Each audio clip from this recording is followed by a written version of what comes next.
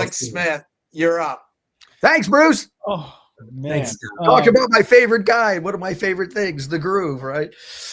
Oh my God. Scott, I love music in my bones. I love Pink Floyd. I probably like watched The Wall and doing some really bad things growing up, but didn't we all? I keep saying I guess I'm the luckiest person in the world. I survived rock and roll. I'm alive to talk about it. Had more fun than any human, and I'm alive to talk about it. How? I don't know.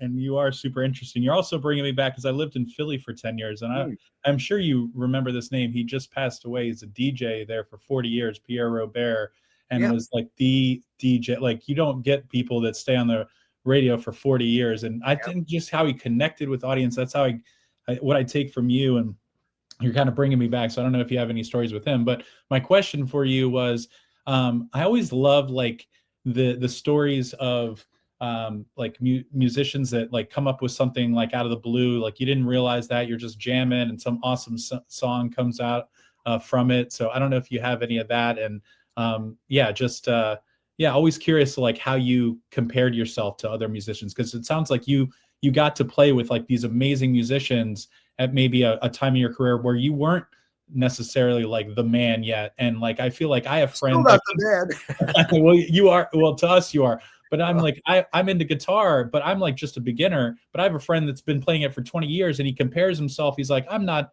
that good. I don't think I can make money doing this. I'm like, you're like 1% of 1%. So I don't know how you could I guess my question is, how do you deal with comparison? Do you still do it? And listen, business. Yeah.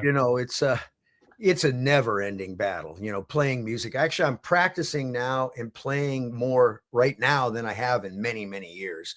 I'm in this kind of what I call music fever mode right now, where I just really trying to practice, because I would consider myself, truthfully, I'm not a great saxophone player. I know like really great saxophone players, guys that can play anything, any key, anytime.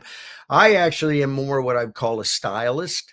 I realized early on that the most important thing is not what you play, but what you say, right? Because I took it from a business point of view, because it was like, okay, I'll never forget. My friend calls me up. It's about 1 o'clock in the morning. I get my buddy Danny called, dude, have you heard this album? It's called First Flight. It's by this guy the saxophone player named David Sanborn, right? And I remember, well, no, I never heard of this. So I went to Cower Records at 2 a.m, picked this record up, came on, put it on, and I heard David Sanborn. I said, I'm never going to play the alto again.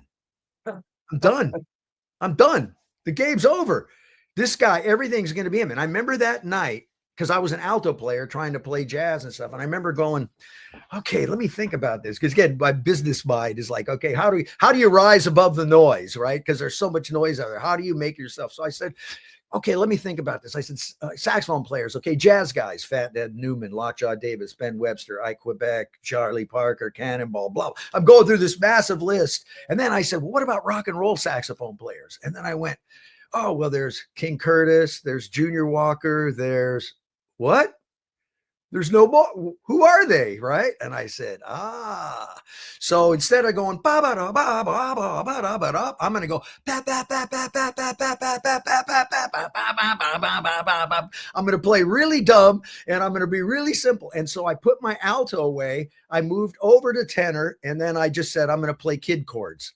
I'm not going to try to play anything fancy. I'm going to just try to play as simple as I can and try to make it meaningful. So for me, it was really about, I figured out a style. I figured out what I call, and I try to tell everybody, wear your own clothes, right? How do you wear your own clothes as opposed to being somebody else or trying to be? Now, I studied a lot of different guys, learned some licks and all of that stuff. Junior Walker was one of my all-time favorite saxophone player, because I just love the rhythm, his time and all of that.